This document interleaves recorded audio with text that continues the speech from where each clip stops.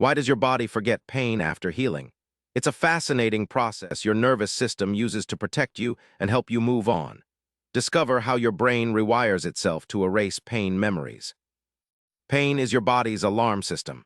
When you get hurt, special nerve endings called nociceptors send signals through your spinal cord to your brain. This alerts you to danger so you can protect the injured area. But pain is meant to be temporary, signaling only while healing happens. During healing, the damaged tissue repairs itself and inflammation reduces. Your nociceptors become less active, sending fewer pain messages. This quieting helps your body know it's safe to use the area again. The less pain you feel, the more your brain learns the injury is gone. Pain isn't just physical, it's also processed by your brain's nervous system. After healing, your brain adapts by weakening the pathways that once amplified pain signals. This neuroplasticity helps you forget the pain, allowing normal movement without discomfort. It's why old injuries often lose their sting over time.